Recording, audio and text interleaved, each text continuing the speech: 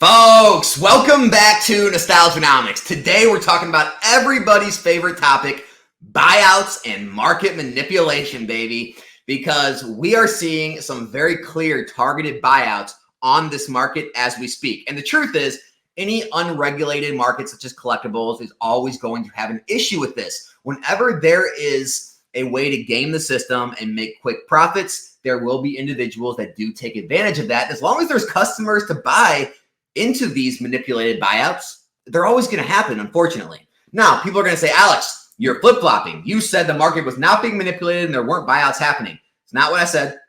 I said it doesn't always mean things are being manipulated or they're being bought out when boxes or certain cards move up in value. The truth is, you can see collectible markets move quickly because a lot of popularity and a lot of demand all comes back or comes to a certain section of the hobby, certain products, certain cards, and there's not enough supply to meet the demand, which drives the price up. And the price continues to go up until the supply outweighs the demand and the popularity, or the price point hits a point where people no longer want to pay for it, and then it starts to come back down or stagnate.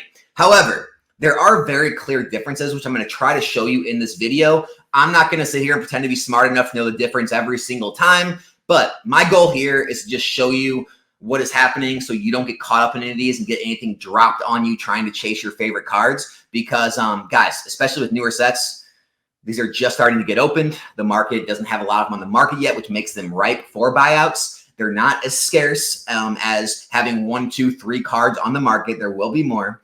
And patience is sometimes the best thing to do, especially when you see these things happening. Or, hey, if you want to try and play into it and make some of the profits, you can do that too. But my goal is so you can make the own discernment for yourself. I'm not here to try and convince you of anything, of buyouts, not buyouts, manipulation, not manipulation. So let's go ahead and jump into this video. First and foremost, though, I got to give a shout out to Arizona TCG. Guys, if you got any PSA, BGS, or CGC slabs you're looking to get rid of, Arizona TCG is a consignment service. They'll do all the work for you, right? Take professional scans, make the listing, make the title, the description, deal with the customers, and take care of all the shipping for you. What's really cool about them, too, they have this tracker down here. So look at this. You can look up any value card that you have, and it'll tell you what you're going to make selling it yourself on eBay or having Arizona TCG sell it for you. And what it does, it takes into account the 13.25% selling fee that eBay charges for collectibles and $6 for shipping, which, let's be honest, if you're going to ship a card after the shipping cost,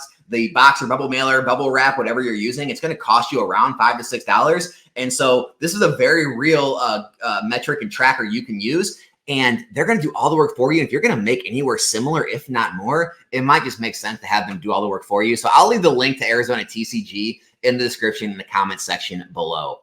All right, first card up, Mortys Conviction. Oh, yeah, it's being bought out as we speak. I filmed this on Thursday, 4/11. So this is going to be released a day later. However, I shared this in the Discord this morning. There was one near mint copy left on the market.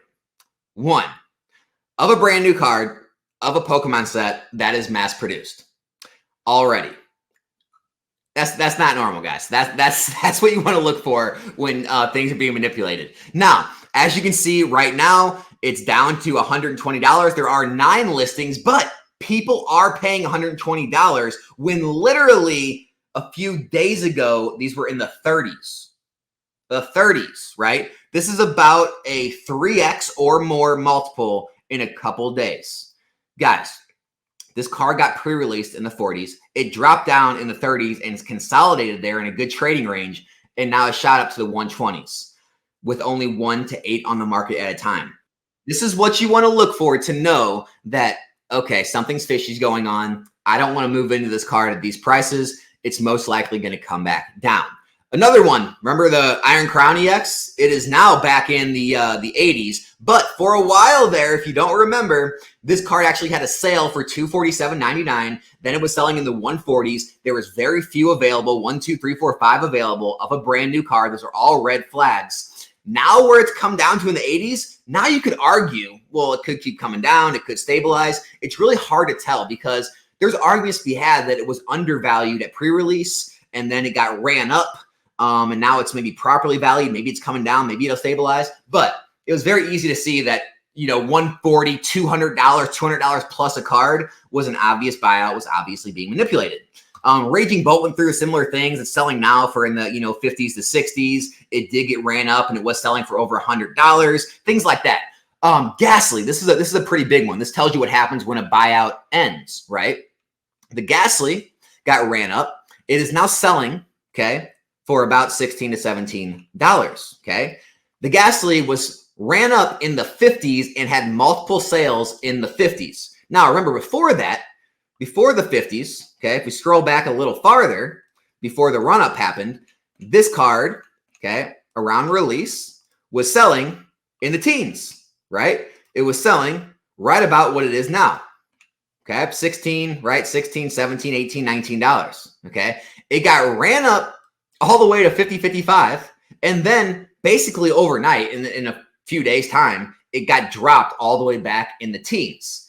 And so this is what happens when a buyout, a targeted buyout and a mass manipulation happens, is when enough people see what's going on, they say, hey, I'm holding a bunch of these, or hold, I just opened a bunch of these. There's way more out there than what's being shown. And they start dumping them. And now look, now there's 185 listings, right?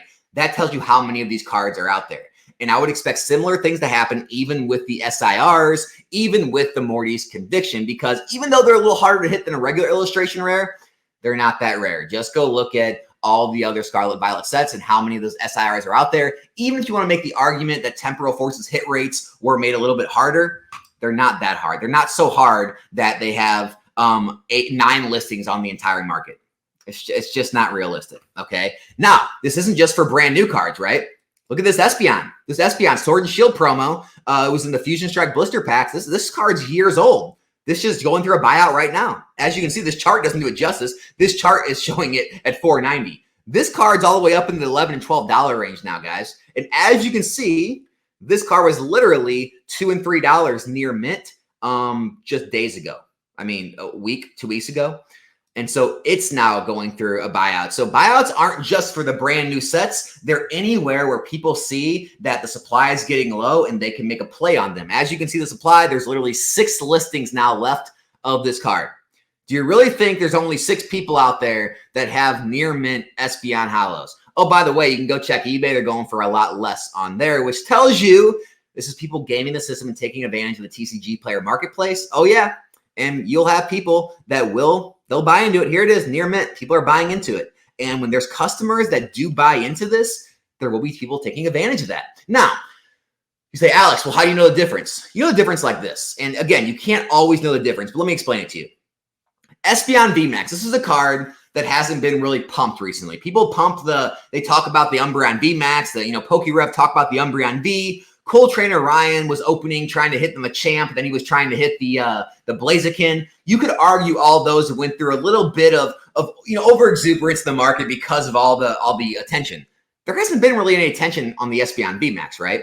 And so you could argue this move is just a regular move. Now look, you can also see that a year ago this card was in the 150s. You can look now, the card is still not even in the 150s. It's in the 130s, 140s, maybe 160s. And so seeing that tells you, okay, it's still in a regular trading range. Not only that, you can go, scroll back through the last couple months, go back to February, right? See what it was selling for back then before any of these moves happened. Okay, it was in the 110s, 120s in February.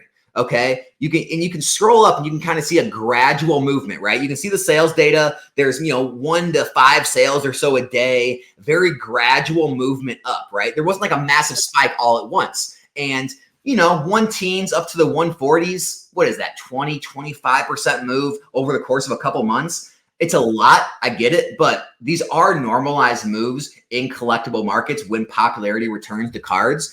There's 15 listings, which is low, but these are really sought after cards. So obviously you could always argue, oh, this is a buyout, this is manipulation. To me, seeing all the signs of this just tells me this is popularity returning to the alt arts because they were driven down lower than they should have been. It's now being properly valued again. Now that it's properly valued, you're starting to see the sales kind of plateau off. You're still seeing multiple sales come in a day, but you're not seeing massive price growth, right? Every single day like you were for a little bit. So when I see things like this, it tells me it's more normalized growth. The Rayquaza, right? The Rayquaza Vmax from Evolving Skies. You see things like this, and you look at the 1 month chart, and it freaks you out. But then you look at the year chart, and you say, oh, well, this card was a $300 card a year ago.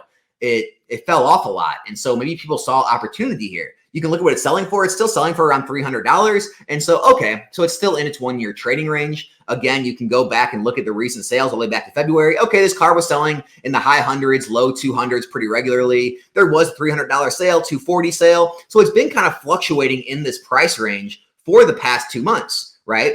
And so when you look at things like that, you see that there's not like everything being bought out all in 1 or 2 days. There's still 18 listings of this card. It doesn't scream to me manipulation. When I see that, it screams to me popularity is returning to alt arts because of the box prices rising, because there's a huge market sentiment around them right now. It doesn't scream to me everyone's trying to buy out this certain card to artificially raise the price to dump it on people.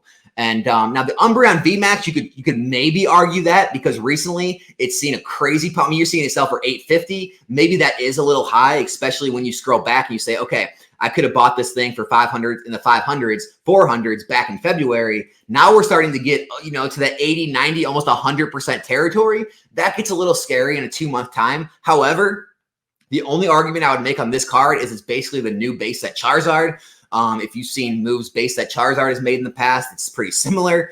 But you could always argue it's been a little overinflated. Maybe it'll come down. Maybe it'll keep going. You just don't know. But again, none of these scream buyout. There's still 18 listings. The sales data is happening pretty regularly, maybe 1 to 5 a day. It's not all happening in 1 day. And so that's why the alt arts, the booster boxes, they don't feel like buyouts to me the way that some of these do when they're brand new cards getting ran up from $30 to $120, $150 and only have 9 listings. And so it's just, those are some of the things that I look for that you can look for. Guys, here's the thing. I'm not trying to convince you of anything. I'm not here to try to pump cards or not pump other cards. I'm not here to try to, you know, tell people their favorite card in their new sets isn't actually valued that high or isn't going to keep rising in price or isn't going to hold price. I'm just trying to give you certain things to look for so you can kind of make educated guesses on these markets and be better informed of how these things move. Look, buyouts do happen. Market manipulation does happen because there is money to be made and these markets are unregulated. But again, don't fool yourself into thinking every single move in every market across every card and every box that moves up in price, even if it moves up in price quickly, that everything has to be a manipulation or a buyout scam, because they're just not. And it's sometimes hard to know the difference, but hopefully this video at least helped you discern some of the differences and what to look for. That's all I got for today. My name's Alex. This is Nostalgianomics, and I'll be back here in a new video soon. I'm out.